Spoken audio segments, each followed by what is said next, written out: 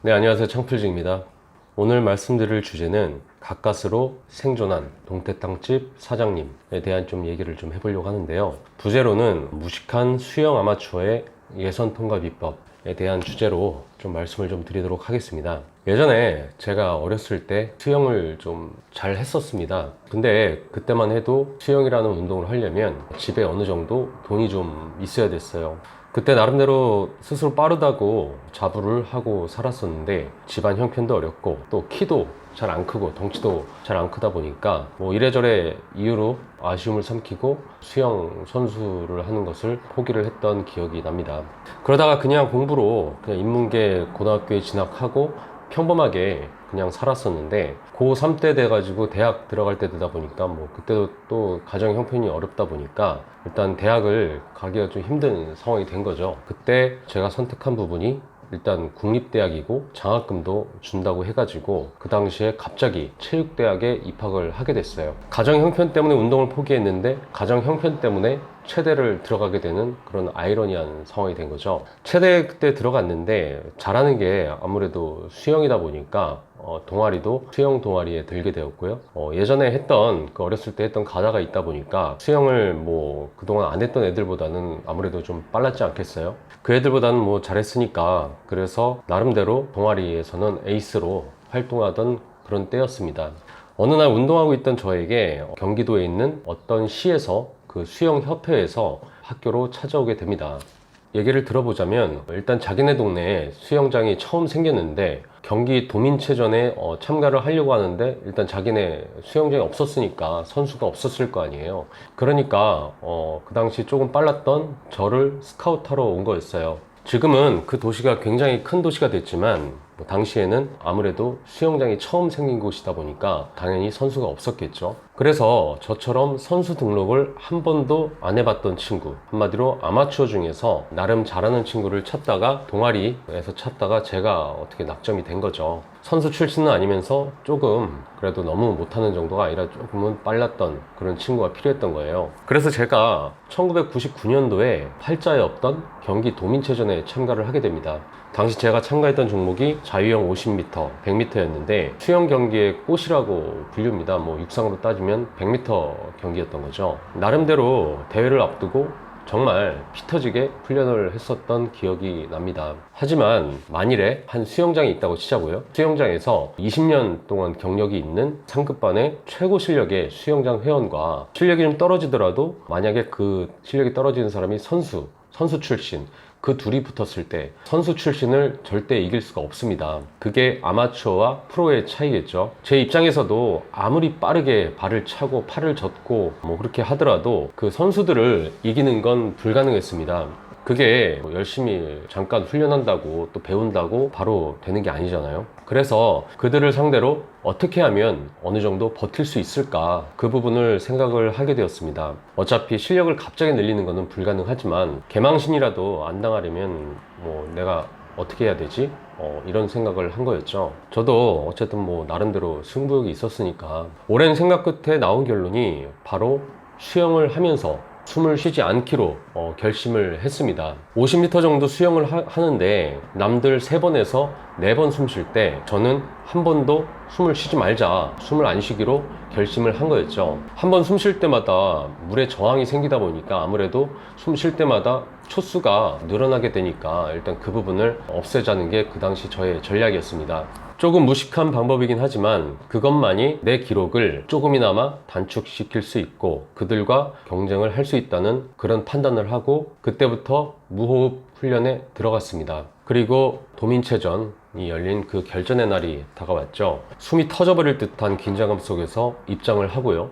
옆에 길쭉길쭉 키도 크고 등치도 큰 그런 선수들 사이에서 조그만 제가 그 사이에 껴서 출발대에 서서 스타트 총성을 기다렸어요. 숨을 한 번도 쉬지 말아야 되는데 출발을 하지도 않았는데 숨이 턱턱 막히더라고요. 총성이 울리고 다이빙을 해서 들어가고 정말 머리를 쳐박고 정말 숨을 한 번도 안 쉬고 50m 지옥 같은 레이스가 끝이 났을 때 저는 정말 자칫하면 정말 죽을 뻔했습니다.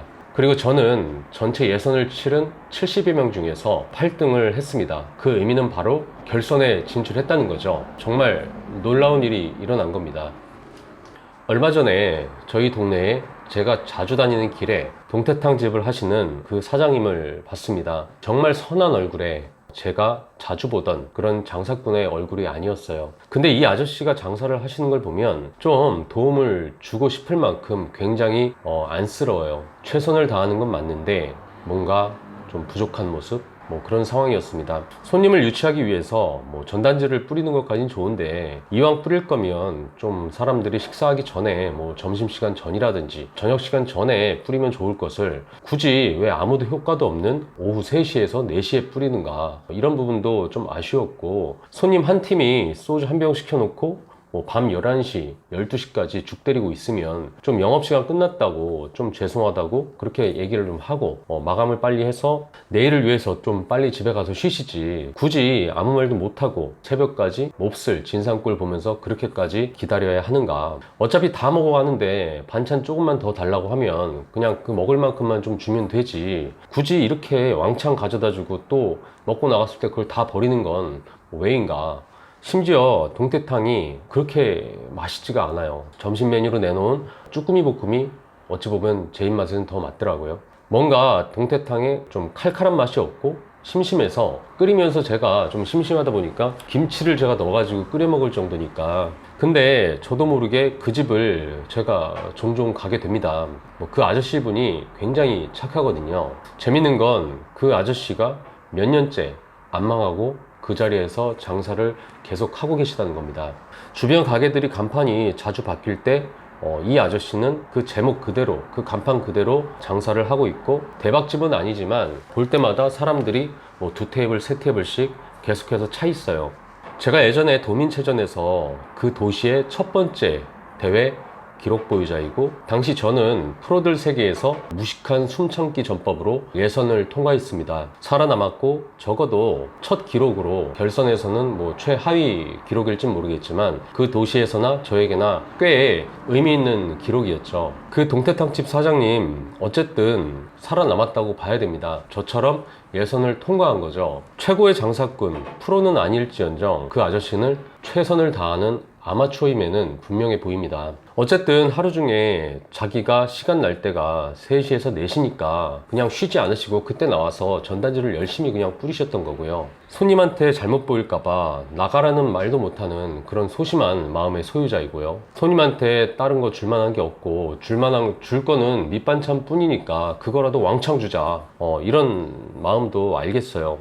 애들 데리고 와서 맵고 짜다고 불평하는 주부 손님들 때문에 처음 잡았던 레시피가 바뀌어서 동태탕이 싱거워졌을 가능성도 있고요. 근데 도대체 정말 장사에 뭐가 정말로 중요한 것일까요? 아마추어지만 내 가게를 위해서, 내 목표를 위해서 그런 선한 마음으로, 그렇게 열심히 하는 마음으로 최선을 다했다는 건 분명한 사실이잖아요. 비록 맛대가리 없는 동태탕 아저씨가 앞으로 살아남는지 한번 지켜봤으면 좋겠습니다. 아무리 무식한 방법이라도, 비효율적인 방법이라도, 왕초보더라도 내 가게를 살리겠다는 그런 굳은 마음, 그런 선한 마음으로 꾸준히 시도하고 멈추지만 않는다면 성공은 못할지언정 실패는 하기 힘들 겁니다. 물론 모든 경우에 이런 게 받아들여지진 않을 거예요. 음식점의 가장 기본은 맛이겠죠. 이분은 운이 받쳐졌든 어떻든 최선을 다했고, 다른 가게들은 몇 번씩 바뀌었을 때 이분은 살아남았다는 게 중요한 거죠. 앞으로 나가는 걸 멈추지 않는 것, 일단 그게 저는 포인트라고 생각을 합니다. 장사의 포인트는 성장을 하는 것, 앞으로 나가는데 주저하지 않고 꾸준하게 최선을 다해서 나가는 그런 마음가짐. 요즘 백종원 사장이 나오는 골목식당 프로그램들을 종종 보는데, 이 정도 마음가짐을 가진 아저씨라면, 백종원 아저씨가 조금만 솔루션을 준다면 정말 대박이 날 수도 있을 것 같다, 그런 생각이 들었습니다. 그런 조언을 받아들일 준비나 자세가 되어 있는 사람이니까요. 때가 되면 그런 비슷한 일들이 생길 수가 있겠죠. 그 아저씨에게 그런 아마추어에서 프로로 올라서는 인생의 터닝 포인트가 빨리 생기길 마음속으로 빌어봅니다. 프로가 되면, 선수가 되면 그래도 돈은 못 벌지언정 밥은 먹고 살 수 있거든요. 앞으로 그 동태탕집 사장님이 꼭 성공을 하셨으면 좋겠습니다. 이상 창풀직이었습니다.